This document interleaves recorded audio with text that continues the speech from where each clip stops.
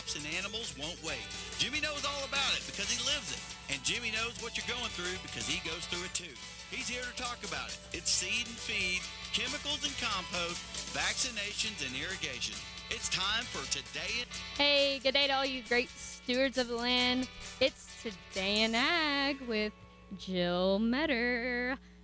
Hey, y'all. I hope y'all are having a great day today. Oh, excuse me. I forgot my opening line. Happy Thursday, y'all. It's such a great day. It's a little bit toastier out there today than it has been the last few days. Ceiling, it's 85. A little bit further up north at the May Ranch, it is 84. Slap out, 86. A little bit further down south, Cheyenne, home of the secret weapon, as Jimmy likes says, is 87. Here at the studio, the Gabe Gadget Mezzanette says 86. Humidity is 52% still, so you might be baling hay a little bit right now. Hobart is 90, and down at Altus is not showing up on the map. I believe I heard Jimmy saying yesterday there's a few Mezzanette centers down south, but Tipton is 91. Over in your West Texas Panhandle, Lipscomb is 86. Miami is 87. Down at Dozier, it's 88. And down there at Childress, it is also 88. So not too hot quite yet, but that humidity makes it feel a little bit warmer. Well, we have a great show, or I have a great show for you today. I've got Mr. Taylor, Jimmy Taylor, coming on the show just a little bit later today. We're going to talk a little bit more about his trip to San Diego. We didn't get to cover too much of it last Friday just because I didn't even know I was getting interviewed, and that just kind of happened, and we only had like 7 minutes to talk about his San Diego trip, and I really wanted him to come back in, and we can discuss a little bit more. We're talking a little bit about exports and sustainability, so I'm really looking forward to that. But right now, let's see what happened overnight. Soybeans rose overnight, and grain saw modest gains on signs of demand for U.S. supplies. China bought 251,000 metric tons of U.S. soybeans for delivery in the 2023-2024 marketing year. That starts on September 1st, the Department of Agriculture said in a report. The Asian nation, the world's largest importer of the oilseeds, put in a separate order of 132,000 tons of U.S. soybeans earlier this week. Mexico purchased 251,460 metric tons of U.S. corn for delivery in the 2023-2024 marketing year. Grains also were higher through favorable weather and harvest pressure limited overnight price gains. Precipitation has fallen in several areas of the Corn Belt this week, and more is forecast into at least the weekend, according to the National Oceanic and Atmospheric Administration. Man, that's a mouthful. Investors also are squaring positions ahead of tomorrow's supply and demand reports from the USDA. Soybean futures for May delivery gained 10 cents to $13.18 and a half a bushel overnight on the Chicago Board of Trade. Soybean meal added $5.10 to $395.90 a short ton, while soy oil dropped 0.18 cents to 60.25 cents a pound. Wheat futures for May delivery rose 6 cents to $6.41 a bushel, while Kansas City futures added 9.25 cents to $7.07 a bushel. Corn futures gained 3.25 cents to $4.97 a bushel. Ethanol production falls to lowest in 2 months. Ethanol output last week dropped to the lowest level in almost 2 months, while inventories rose slightly, according to data from the Energy Information Administration. Production of the biofuel in the 7 days that ended on August 4th fell to an average of 1.023 million barrels a day from 1.067 million a week earlier. That's the lowest since June 9th. In the Midwest, by far the biggest producing region, output plunged to an average of 965,000 barrels a day from 1.005 million a week earlier. Rocky Mountain production fell to 13,000 barrels a day from 14,000 the previous week, and West Coast output dropped to 9,000 barrels a day from 13,000. East Coast output, meanwhile, was unchanged at 12,000 barrels a day on average. Gulf Coast production saw the only gain for the week, rising to an average of 24,000 barrels a day from 23,000. The agency said ethanol inventories were up nearly, rising to 22.88 million barrels in the week through August 4th. That's up from 22.86 million barrels the previous week. Flood advisories are in effect for counties in southern Missouri, where several inches of rain fell yesterday afternoon and evening, leading to some areas of sitting water in low-lying areas. The National Weather Service said in a report, the advisories will remain in effect in the area through mid-morning. Storms are possible in the region starting again Friday night and likely will last into early next week. Further north, storms are likely in parts of central and north-central Wisconsin, though severe weather isn't expected. Another round of thunderstorms are possible in the region starting tomorrow afternoon or evening. There's a marginal chance of severe storms further east. Damaging winds and large hail are the main threats from any storms. That's what happened overnight. The studio, I'm gonna remember this time. The studio text line is wide open at 580-225-9697. So if you have any questions for me or for Jimmy during the show, feel free to text in. We're gonna talk a lot about his San Diego trip, like I said a while ago. And today is also the Oklahoma Farm Bureau Happy Cap Hour. So after we take our break here in just a little bit, I'll have a little bit on then. But so most of you know that I have my own photography business, and I had a family session last night, and I got a really nice compliment. I met a wife and her husband, and he told me when we got out of the car and introduced ourselves, he was like, "Man, I feel like I already know you just from listening to you on the radio." And I was like, "Well, I guess that's a good thing." And I asked him, I was like, "Do I sound the same?" And he said, "Yeah, you pretty much do." And I was like, "Well, I usually get a lot, oh, that's not what I thought you looked like." And especially since we haven't been on Facebook the last couple months, I've always wondered what, people can't see my face. So it's kind of funny because they probably wonder what the heck I look like. Well, at least I sound the same in person. I mean, that's always a good thing. If y'all are wondering where Jimmy's at, he is in Kansas City delivering some beef. And when he called me last week, he was like, "I know it's your last week, and I'm really sorry, and I love you, but I'd love you even more if you would cover for me these 2 days." So here I am covering for him. So y'all are going to have to put up with me for just a couple more days, and then I'm off to college on Sunday.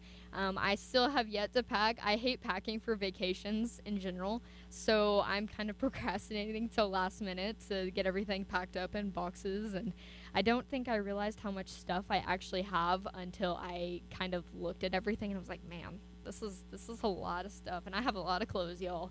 Y'all do not want to see my closet. Well, we're going to take a quick break, and when I come back, I'm going to have a little bit on the Oklahoma Farm Bureau. I'm going to have your market update and your sale barn update from Fairview, since I could not find the Hobart one. We'll be right back. The Day in Ag with Jimmy Clark.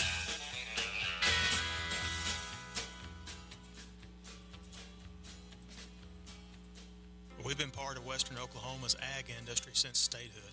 I'm Marty Maddox from Great Plains Bank in Elk City. We proudly support our local FFA labor auctions and premium sales. Our local lenders have a combined 127 years of banking experience. We handle all ag-related loans, like land purchases, farm operating loans, and stocker lines of credit. And we recently helped over 700 area farmers and ranchers with their PPP loans. Great Plains Bank in Elk City is here to lend agriculture a helping hand. Member FDIC. Is your cattle mineral investment being washed away? Weather can cause conventional mineral to absorb water and blow away. Simply put, your cows probably aren't eating it. That's why Purina created Wind and Rain Storm Mineral, a weatherized mineral that can stand up to the elements. Its larger particle size makes it harder to blow away and easier for water to pass through it. Keep money in your pocket. Contact Farmers Union Co-op of Elk City today. Mosey on down to Hobart Stockyards weekly cattle sale. It's located on Highway 183 North in Hobart, Oklahoma. The sale is every Wednesday at 9:30. If you need to consign, call Rex Fleming at 580-331-8547. They receive cattle all day Mondays and Tuesdays. Buyers can bid in person or online. Hobart Stockyards, where we want your business and do appreciate it. Farmers farmers and ranchers, listen up. It's time to make your life easier with the Hay Wagon from Everett's Welding and Repair in Visay, Oklahoma. The Apache Hay Wagon hauls multiple bales of hay and helps reduce waste. Less waste means more money in your pocket. It'll pay for itself over time, plus make your life easier. What a deal. See all they have to offer at everettswelding.com. Again, that's everettswelding.com. And be sure to check out their ads inside the Penny News. I say the future is ours! Can you dig it? Oh, you sure can. Especially if you rent from DJ's Rentals and Sales in Elk City. Dig up those old sewer lines with a backhoe or mini excavator. Save time and money. Rent a post hole digger to help with your next fencing project. You can dig it today when you rent from DJ's Rentals on South Main in Elk City. Can you dig it? Find out more, visit djsrental.com. That's djsrental.com. You worked and you sweat and you worried for months over your crop. So why are you giving away part of the profit to someone else? Cut out the middleman. Keep your grain on your farm. Keep your money for yourself. A grain bin on your farm will never depreciate as long as you use it, and it'll make you as much money as you want it to make. Store your own grain in your own bin. Wall Bin Hoppers. Take a look at their website, wallequip.com. wallequip.com. You did all the work. You should keep all the profit.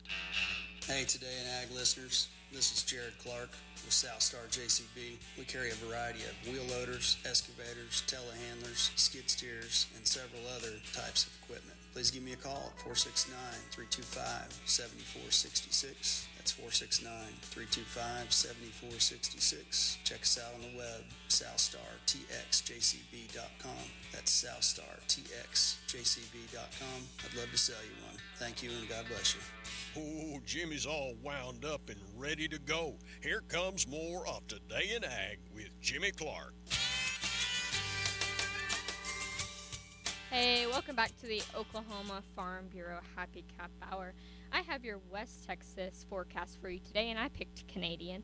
It is 88 degrees in Canadian. Heat index is 87. Humidity is 38%. Dew point is 59. Wind is out of the southwest at 5 miles an hour. Peak wind gust today is going to be 11 miles an hour. Your month-to-date precipitation is only 0.10 inches. Red flag minutes today are none. That's good. And your 8-inch soil temperature is 83 degrees. Well, like I said, today is the Oklahoma Farm Bureau Happy Cap Hour, brought to you by the Roger Mills County Farm Bureau. As Oklahoma's largest general farm organization with members in all 77 counties, represented by 77 county farm bureaus, our work and efforts span all of agriculture as we work to ensure our state's farmers and ranchers can focus on what they do best, growing and raising the most affordable, safe, and abundant food in the world. You can easily join the Roger Mills County Farm Bureau by going by our office in Cheyenne. Sorry, I'm trying to read Jimmy Clark's handwriting, and sometimes it's a struggle, y'all. Memberships are just $37.50, and that is cheap, in case you're wondering, and come with many benefits like insurance, life insurance, free roadside assistance, and discounts with various business. You can call them at 580-497-2579 or go to their website at okfarmbureau.org. So that's a little bit about them. And like I said, it's hard to read Jimmy Clark's handwriting. And Jimmy Taylor's sitting over here, and he probably understands my pain a little bit. We're gonna talk here in a minute, but I'm gonna make all of you people happy out there, and I'm gonna give you your markets because I know you get a little cranky when you don't get your markets. Corn for September, 483. Most things are actually in the green today. For December, 496. March is 510. Soybean for August, 1425. For September, 1350. Soybean meal for August, 432.4. For September, 413.4. Soybean oil for August, 66.0 on the dot. For September, 63.95. Hard red winter wheat for September, 764. Hard red wheat for December, 777. It's a mouthful a little bit there. Oats for September, 422. Oats for December, 441. Cotton is at 86 cents a pound. I remember that time to do it right. For December, it's 85 cents a pound. Live cattle for August, 181.20. Live cattle for October, 182.62. For December, 186.52. For February, 189.95. Feeder cattle for August, 247.95. Feeder cattle for September, 251.50. Lean hogs for August, 101.62. And for October, 80.85. I did not get a Hobart Stockyards report today, so we are actually going to do Fairview today. And this is my first time ever looking at Fairview. One registered red Angus bull today, right, 2,900. That was the highest. 3 Hereford bulls were sold for 2,600. Bred heifers, 2 heifers heavy bred. This is the highest, sold at 2,400. 30 3 to 4 year old heavy bred cattle, 3,400, and 15 5 to 6 year old heavy bred cattle, 30. Wow, this is really tiny print. 3,325, I think is what it says. It's a little hard to read. Pairs, 9 heifer pairs are bringing around 3,500, and 10 heifer pairs, black heifer pairs, were bringing around 3,400. So still looking good. Well, in the studio with me today, I have my very good friend who really surprised me last week when he showed up, Mr. Jimmy Clark. Excuse me. I'm very sorry, Mr. Taylor. Mr. Jimmy Taylor. I'm the taller Jimmy. Yes. And the one that likes to wear the cowboy hat, as I like to say. Yes, ma'am.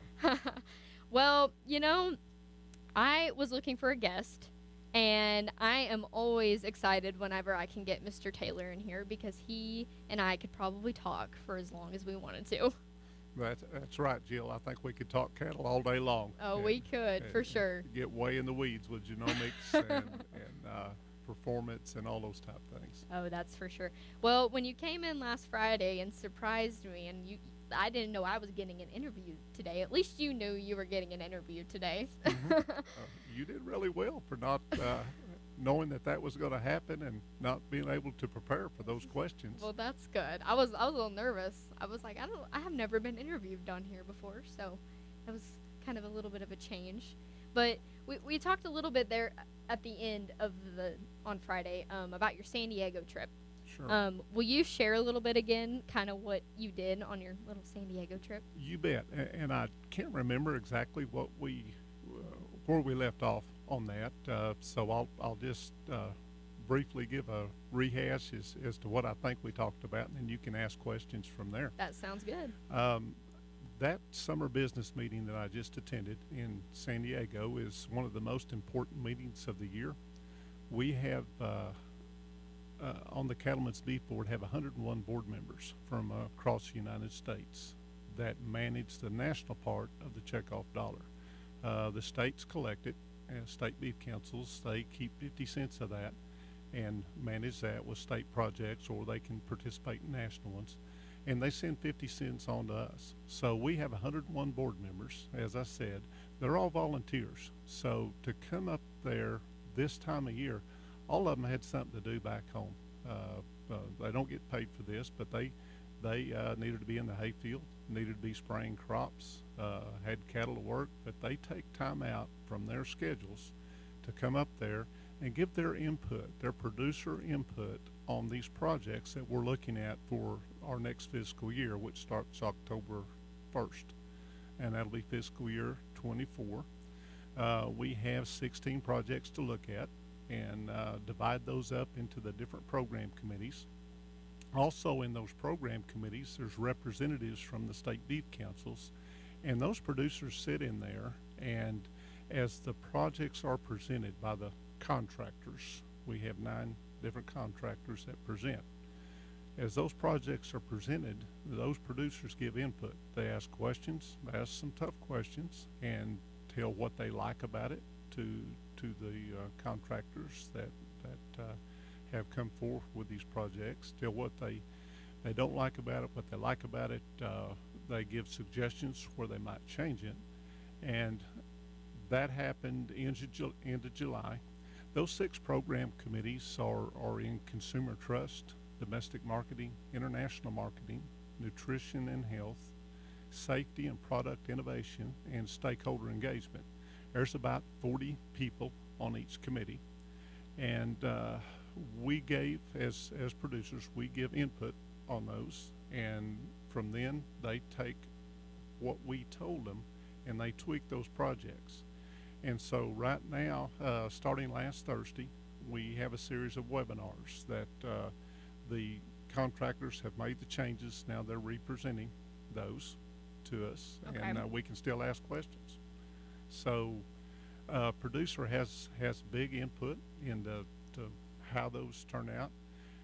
We'll do those webinars through August, and then in September there's a 20-member operating committee that meets and selects which projects that we're going to do for next year. Now there's a little bit of a discrepancy in the amount of dollars of these projects cost. It's like $49 million. So this year we have a projected budget of $36,244,975. So we've got to cut $13 million somewhere. Yep. So we've made our suggestions. They've changed them to fit what we said. And now we've either got to cut some of those projects out, or we've got to give them less dollars. We've got to cut the dollars we're going to give them and decide where in those projects we're going to make those cuts. So that meeting is probably my favorite one of the year, because that's when producers can come forward and tell what they think, give their ideas. This kind of reminds me, I can't remember, I think you were in the room, when we went to Washington, D.C. this last spring, and we sat in on a committee meeting. Kind of reminds me of how they had people come forward and present things like, we want this kind of change, kind of similar to how bills are passed in Congress. Is that correct? Yes. Very Yep. similar? Yes. Well, this is a producer-driven program, and producers are the ones that pay the dollar ahead. Right. And so they have a say, and they tell how they want those dollars used. And that's a good analogy that you just used, that the producers that are at that summer business meeting, they're representing their producers back home. Right. And telling, they've talked to some of them, and I'm sure received input from them about, what might be good to have as far as programs. And so they're representing them, and they give those ideas when those ideas are presented up there. Well, that's just great. Well, we're going to take a little quick break, and when we come back, we're going to continue this conversation. The Day in Ag with Jimmy Clark.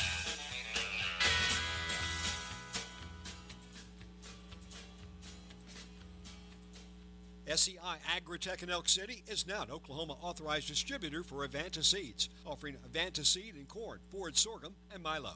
Advanta Seeds is focused on sustainable agriculture and providing farmers with quality seed. Advanta is now offering 0% financing through December 2023. So stop by SEI Agritech on South Randall or give Kent a call at 580-225-0317 for more details on Advanta Seeds. The future begins with a seed. We're expanding and just getting everything else that we can to make us a one-stop shop. Oh, it's very convenient. You walk in, see what you want right there. If not, tell us what you want. If we don't have it, we'll find it and get it for you, and we're going to be very competitive on price. We'll probably beat anybody's price around here. We go down to Midland. We've had some crews up in North Dakota that we've had to take stuff up there too, down in Longview, Texas. Like all the big oil field companies that we have, they usually call and say, hey, we need this, or our salesman, they'll go by once or twice a month, and they'll see what they need. Hey, you need some of this, this, and this. You need 100 gallons more oil. We set big tanks, bulk tanks, whatever size you want, 250 to 330 gallon tanks for oil for the mechanic shops to service all the equipment. Whatever you need, call an order in, and we get it out to you as quick as possible. Camrock is the name of the company. It's 2111 South Main, Elk City, south of Fred's Steakhouse. I'm Ronnie Red. Myself, Brock Kalk, and Casey Miller are your owners at Camrock. 3 local guys just looking to do business with our community. For your next special occasion, Simon's Catch offers the romance and beauty of the country with the most delectable food of Elk City's finest restaurant. Enjoy the radiant colors of an Oklahoma sunset, the peaceful beauty of a walk through the woods, and the enchantment of a delicious meal. Simon's Catch offers a superb menu, including excellent farm-fresh catfish, USDA choice steaks, and more. Simon's Catch Restaurant, the perfect catch for special occasions or no occasion at all. From I-40 exit 34, go 1.5 miles south and 1.5 miles west. You've heard us talking about the 30-year-old ratchet that Napa replaced, no questions asked. A customer had a question about that particular transaction and that particular policy of replacing tools regardless of age. He walked into the Elk City Napa store and asked, "Do you guys really do that?" And the answer was, "We replaced 2 last week." We try our best not to tell the customer no, but to find what they need. Napa Auto Parts of Elk City, 716 West 3rd. More parts for more cars. This is the Western Oklahoma Livestock Auction Market Report for Monday, August 7th. 963 head were sold. 9 head of steers at $377 brought $327. 3 at $638 brought $236. 4 at $699 brought $256. 14 at $700 brought $241. 69 at $797 brought $245. 11 at $806 brought $247. 12 at $1032 brought $220. 7 head of heifers at $371 brought $265. 3 at $495 brought $254. 11 at $522 brought $254. 7 at $534 brought $246. 4 at $596 brought $239. 13 at $670 brought $248.50. 26 at $787 brought $234.50. Butcher cows were $25 to $128. Butcher bulls brought $101 to $140. Bred cows were $650 to $1,500. Pairs brought $825 to $1,510. Western Oklahoma Livestock Auction, exit 71, Clinton, Oklahoma. Sell every Monday at 10 a.m. Tick inside. Call Brandon Hickey at 580-497-6095. That's 580-497-6095. He loves to talk about farming and ranching. Here's more of Today in Ag with Jimmy Clark. It's Today in Ag with Jill Meador, not Jimmy Clark today. Hey, I have your northwestern Oklahoma forecast for you, and I picked Buffalo, Oklahoma today. It is 87 in Buffalo, feels like 87. Heat risk is low, dew point 63, humidity is 46%, still pretty high. Wind is out of the south-southwest at 6 miles an hour. Your sun is going to set at 8:37 p.m. That is always my favorite to say. Today you can expect a high of 92 degrees. It's going to be mostly sunny. There's a 20% chance of thunderstorms tonight. Tomorrow it's going to be very hot with a high of 97 degrees, and tomorrow night also 20% chance of thunderstorms. Leading into the weekend, Saturday there's a 40% chance of thunderstorms in the evening. Saturday and Sunday, are both looking to be about 96 degrees, and Sunday night there's a 60% chance of thunderstorms. So likely chance of rain coming on, which we will always take rain, won't we, Jimmy? You bet. You bet. I'll never say enough. We've had enough. So we got plenty of rain in the last 3 months. I think I've had like 21 inches. Oh, wow. But now it's shut off. But, it was stopping some work that I would like to do, but I was just so thankful you look back at the last 2 years, so thankful to finally be getting rain that came in enough amount to matter. That's very true. I mean, we kind of had some hay trouble there this last couple weeks, just trying to get it baled. The humidity has been kind of hitting at weird times of the day, not normal baling times. And there for a while, I remember my dad, he cut our hay, and then it rained again. And like right in the middle of at the very beginning of July. And I was like, I don't think I've ever seen that happen before. Right. But that's okay. It is. I had those similar problems with weaning cattle, weaning some calves, but, we finally had to turn them out and regroup, start again in a week when the pens dried up enough where we could get in there. Oh yeah, well, we're very thankful our hay traps are full again. It's a very good sign to see. Well, I'm kind of going to steer our conversation a little bit towards sustainability, because I told you a while ago that I tried to do a little bit of research on sustainability, and I was having a really hard time grasping the concept of what sustainability is in the beef world. I feel like there's many different perspectives of it. So, Jill, that was probably the one word I had the most difficult time wrapping my mind around when I first started on this journey. I couldn't quite figure it out, and finally, what I realized is if I asked 10 different people the definition of sustainability, I might get 10 different answers. So that kind of told me that there's a lot of different opinions out there. As far as my operation, it's to me, we're sustainable as an industry. I've got fellow ranchers, and I know they're doing this too. It's about doing more with less, leaving your place better than you found it, just taking care of things. And as somebody once said, we've got to do a better job of getting that message out that we are already sustainable. Sustainability is very important to our industry because over 50% of consumers say it is, and that's where our dollars come from. So we're already doing it, and we just need to get that message out there. Okay. That gives me a little bit better. It is a very hard concept to grasp. I will agree with you for sure.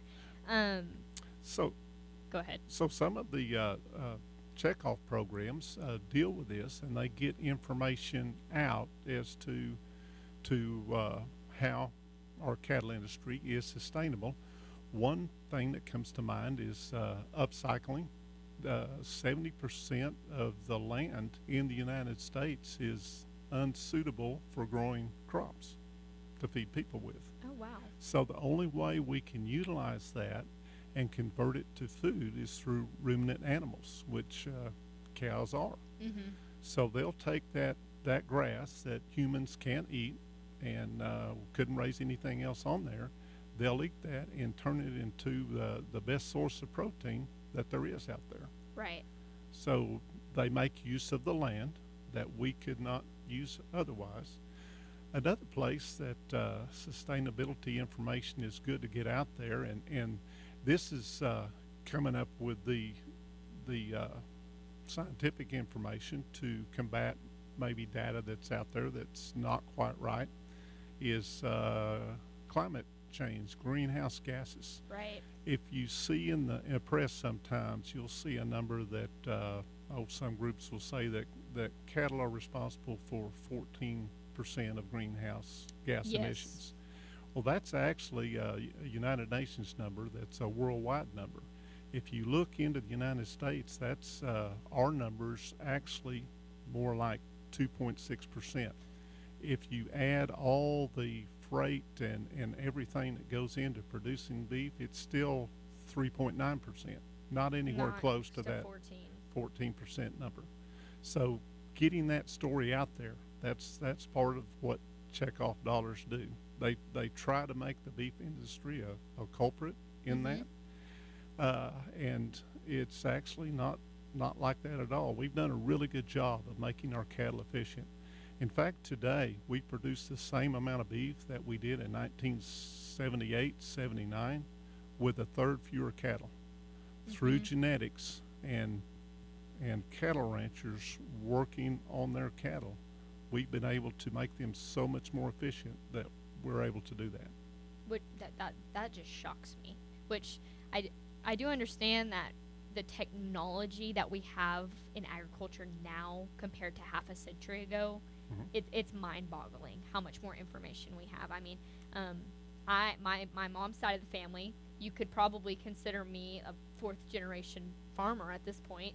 Right. I remember them telling me, I mean, this is the first year they AI'd, and just because they didn't really know how to get into that, and the fact that they're actually looking at genetics now, and my grandfather, he has told me our cattle have come a long way, and we can raise more because of the genetic side of it. You bet. Once you start using AI, you've got access to the best genetics in the breed, and your genetic progress will go so much faster. Oh, like for that. Sure. Now, one more thing on sustainability. You've probably seen in the press about cow burps. Yes. Methane. Yes. That's put up in the air. That is, we're not putting any more up there than, we're not adding to that. Let me change that a little bit. We're not adding to that. Methane has a 10-year half-life. So as methane is going up, these cow burps are going up. Those that happened 10 years ago are falling off. So we're not increasing the total volume because it's such a short cycle. If you look at CO2, that's 1,000-year half-life. So every bit of CO2 that goes up is adding to that. So cattle aren't near the culprit as some in the press might lead you to believe. Right. But that's part of what the checkoff dollars do, is get these stories out to people that have had this misinformation about the methane, about the upcycling, and about the greenhouse gases, the percent. Right. Get that right information out there so people will know the truth. I think that's important, especially for consumers. You bet. So, going back, you're probably tired of me talking about sustainability at this point. No, not at all. So, going back to sustainability market-wise, they're predicting that these prices are just going to keep getting higher on the beef side. Do you think that with prices increasing, especially the price of beef in grocery stores and in steakhouses, do you think, right now consumers are obviously still going to a steakhouse, waiting an hour in line to get a steak. They're still wanting beef, obviously. Yes. But do you think if these prices get higher that they might turn to different meat substances like chicken or pork? There's going to be a price point in there that would happen. You can look on one of our projects that we do with checkoff dollars is called the Meat Demand Monitor, and it's done by Dr. Glenn Tonser from Kansas State University. You can go on their website and see the monthly report. He interviews consumers, 2,000 every month, and asks these top questions.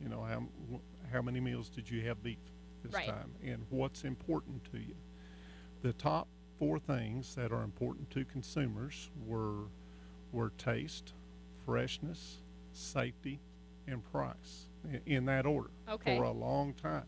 And there's about 12, 15 things listed that are of less importance that kind of trickle on down. About 2 months ago, you saw price switch into third place over safety for the consumer's perception. So that's telling me that that's starting to become maybe a little bit important. I think we're right on the edge of that right now. Okay. But that's a good point. But you can track that if you go to that website, and you can see what those consumers think. And we use that for what you just asked, to see what they're thinking. Also, we know by knowing what they're thinking, we can know where to advertise or what to advertise about as far as creating beef demand. That's very helpful. Very. Now, internationally, we're going the other way. And I know you're wanting to talk exports in a minute. Yes, I might be jumping ahead here. We are. We're going to take a quick break before we dive into that, because I have to make sure our sponsors get a little bit of radio time, apparently. You bet. That's what Jimmy tells me. So we're going to talk a little bit about exports when we come back, and I will have your Hobart Farm and Garden Lone Ranger forecast for you. Hang tight. Today in Ag with Jimmy Clark.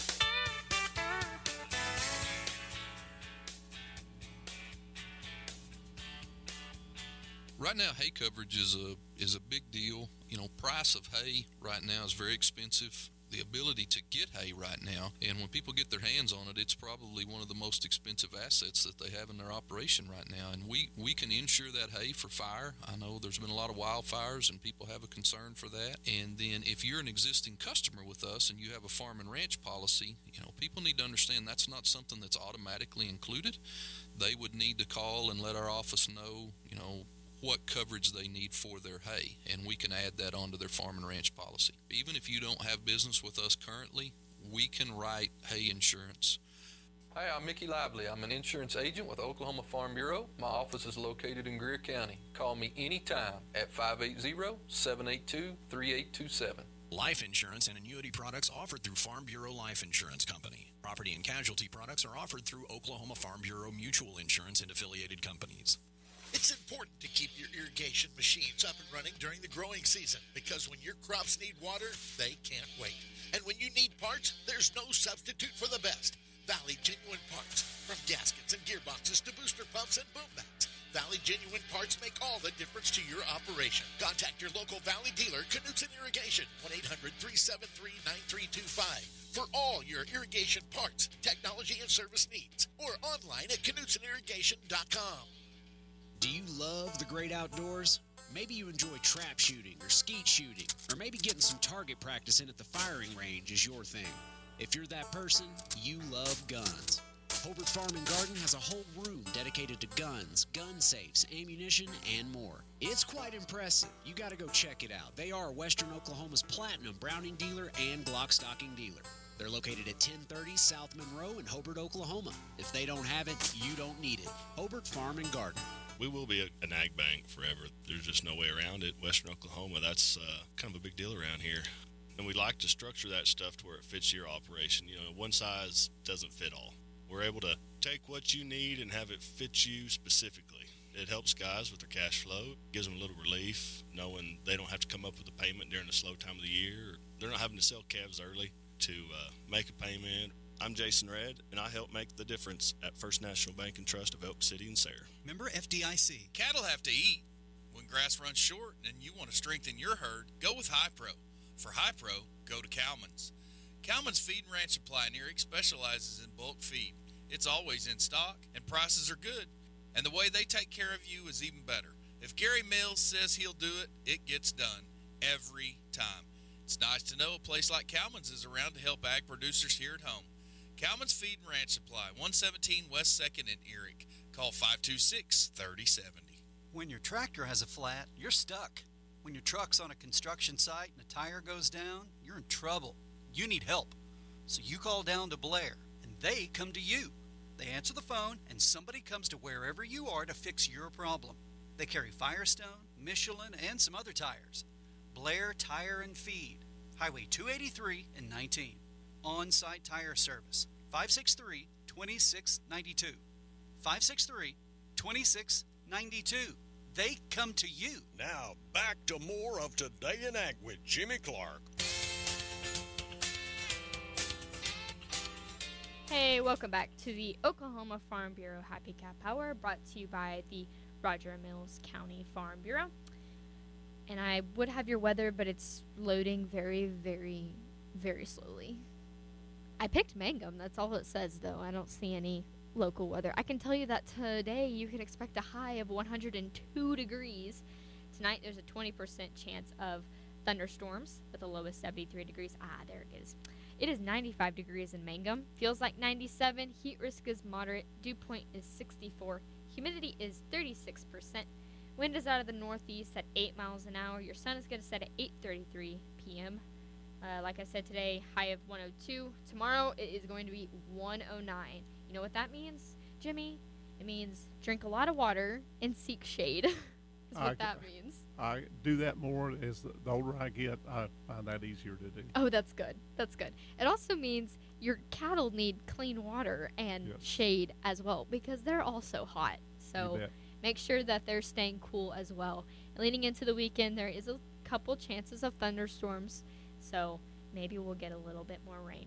Well, Jimmy, we have arrived at our last segment of the show. It's gone by pretty fast since you've been here. So you wanted to make a comment, one more comment on sustainability to kind of wrap it up. Right. There's an event here in Western Oklahoma that just, to me, just speaks sustainability. And it happened in July, the Dust Bowl Days over in Sayre. It celebrates families that made it through the Dust Bowl and are still here. They're generational families. You mentioned your 4 generations. I think some of those go to 5, maybe 6 generations. Oh, yeah, for sure. To make it through the Dust Bowl and to make it to now, they wouldn't have done that if their operations were not sustainable. Mm-hmm. They take care of their land. They do more with less, just like we were talking about. Yep. Take care of things. They really do. Do the right thing, and they leave it better than they found it for that next generation. That's very true. And I could speak to that. I mean, my grandfather's land, I don't know what it looked like 40 years ago, but I'm sure it looks way better now than it did then. That's for sure. So I kind of want to shift the conversation here a little bit. Talk a little bit about exports and where we're at export-wise. I believe the last time you and I had it was just us two. we talked a little bit about exports, but it's been a couple months since then. Right, and we've got a new set of numbers out this morning, so Okay. I can share with you. Well, that's wonderful. You know, that kind of goes hand in hand with our last conversation about domestic demand. Mhm. Export demand is on an uptick right now, and you have to marvel at the demand for both of them with as high as prices are. It's domestically, last year was a 33-year high as far as demand, even with those higher prices. Because I think the producers have done a really good job in creating more quality in their product, where consumers like what they're eating. They have a good eating experience, so they want to come back for more. Same thing internationally. So these markets, these international markets, are so important to us moving forward. You see states here in the U.S., California comes to mind with their Prop 12 that they did with the pork industry, where they set their own rules and regulations just to sell a product in their state. If you come up with 3, 4, 5 states doing that, our market all of a sudden is not the same as it always was. It's just one market here in the U.S. It's going to be more difficult to sell our product, our beef product. Right. So at that point, international markets become more important. 96% of the world's population lives outside the United States. If you break it down to the middle class, it's 93%. We need to be in those markets. Oh, of course. So we export, last year was 15.2% of our product went international. The set of numbers that came out this morning shows another uptick, and usually you compare things year over year to see how you're doing. Last year was an all-time record year. It's the best we've ever done. We sold $11.68 billion in value. Oh wow! I thought you were going to say million, and then you came out with billion. Billion with a B. Man. B. Now, in volume, we did 1.47 million metric tons, which was up 2% year over year. The value that I told you about was up 10% year over year.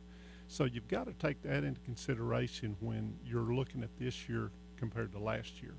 We're still on pace to be either second or third all time. It's going to be really close. Our June numbers were the highest they've been since last October. We had this last month in June, we sold a little over $909 million worth of exports to the different countries. So we went down from October into January, February. Now the last 3 months we've been on that uptick, and this is the most that we've had. But I think you're seeing come into play the COVID restrictions that were on the Pacific Rim, which are our top 3 countries. That played into it. They're easing those now, where those markets are opening back up. Those 3 countries, our number 1 market last year was South Korea at 2.7 billion. China was second with 2.55 billion, and Japan was third with $2.4 billion worth of product.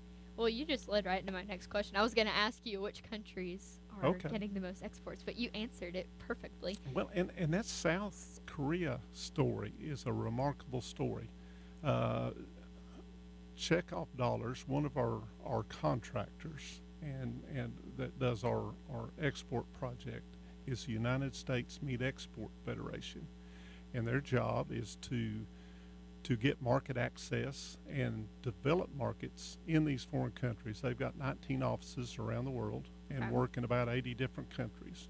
So you go back and look, year 2003, we had a BSE incident here in the United States. So exports went way down there. I think in South Korea they were about 0. Oh, wow. So a year or 2 went by, and they started trying to get product back into South Korea. In 2007, 2008, there were protests in the street about U.S. beef coming back in there. So we've moved from that, just a little bit of product going in, protest in the street, to becoming our number 1 market. that's how good a job that USMEF has done Wow. with that market development. Yeah. You know, market access, every country's different. Politically, you've got to figure out where the red tape is and, you know, how you get in those markets. Then market development, those people in those countries mostly are used to grass-fed beef, in some cases water buffalo. That's what their palate is used to when they eat. So when we bring the grain-fed beef in, it's a little bit different. So you've got to educate them, you know, through tastings, through food bloggers. You know, those are popular over there too. Really? Chefs. So they'll. It's all of the above as far as getting that information out to consumers and getting them acquainted with American beef. Now, once they taste it, they like it. They're going to be a Well, I couldn't continued imagine customer. why they wouldn't like it. I mean, Oh yeah, I mean, I love a good steak. Jimmy even asked me one day. He was like, "What's your like go-to dinner?" And I was like, "Steak," without a doubt. And you can probably remember some steaks that were so good. You remember them years later. Remember for sure. that family event you were at. You know, the restaurant you were at. Yep. It's that tremendous eating experience that we all strive for. Oh, that's for sure. And just a good time. And most of the time you'll be with family or friends. And, good remembrance. Oh, for sure. So, do different countries buy more like specific cuts of meat, or maybe beef that we don't eat as much here in the U.S.? Excellent question. Both exports and imports. Before I got involved with this, I was thinking whole animals. Whole animals going out, whole animals coming in. Neither one is like that. It's parts of animals. You know, most of the beef that's imported is to enhance our beef here. With our fat trim, we bring lean trim. 72% of it is lean trim coming in. Same with exports. Different countries like different cuts. And one of the big wins as far as exporting beef is beef variety meats. Those are parts of the animal that are not popular over here, that you don't see in the supermarket. And I'm talking about maybe lips, liver, tongue, tripe. I can imagine why. But in different countries, those are delicacies. Tongue, for instance, over here, you know, I heard of a tongue being in a supermarket the other day. First time I've heard that. I don't think it was there for years. But over here, most places it's worth a rendering value of about 30 cents a pound. In Japan, that's one of their delicacies. They'll pay $11 a pound. Oh wow! For tongue. So the average tongue, the weight of it, you'll get about $20 for that tongue. Oh, that's awesome. By selling it over there. Liver, Egypt's our number one destination for that. Of course, you know liver is high in iron. Yes. A lot of our liver goes to Peru. They discovered that their kids over there, in a large part, were iron deficient.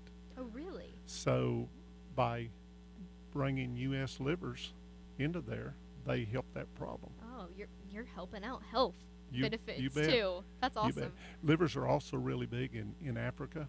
Okay. And that is an emerging market over there for us. Just started scraping the surface on that one. Africa has 1 billion people by itself, and they're liking their U.S. beef. So through the efforts of USMEF and checkoff dollars, we're working on opening that market up. Wow. Well, is it certain parts of Africa? Yes, they've worked more. South Africa, okay, it comes to mind. There's 2 or 3 other countries that they're working on, but they've actually got the youngest average age in their population. That are one of the youngest in the world. You know, like Japan is a mature population. Very. Africa is very young, and they've got an emerging middle class that will be able to afford a product. Oh, that's over great. there. So every country is just a little bit different in what they like and what we can sell.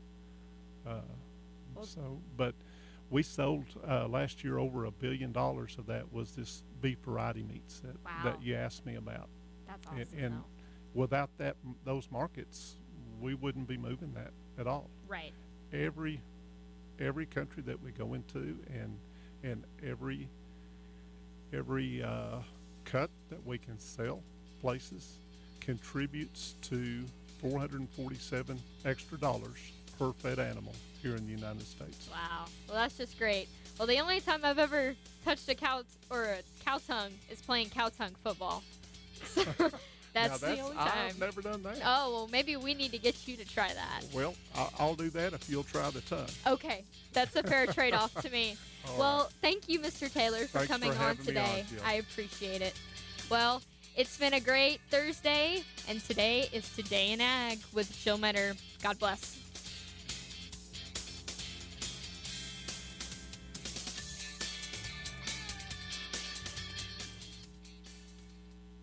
We're like the caffeine in your cup, keeping you going all day long.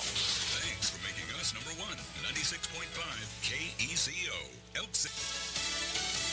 Out of an Iranian prison, I'm Rich Dennison, Fox News.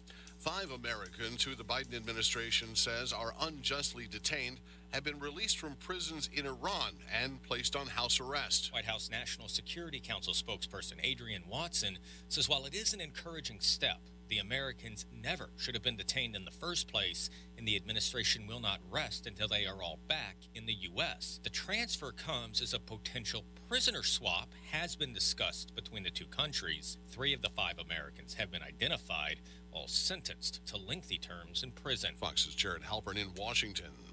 Former President Trump's valet, Walt Nada, entered a not guilty plea today on new charges in the classified documents case.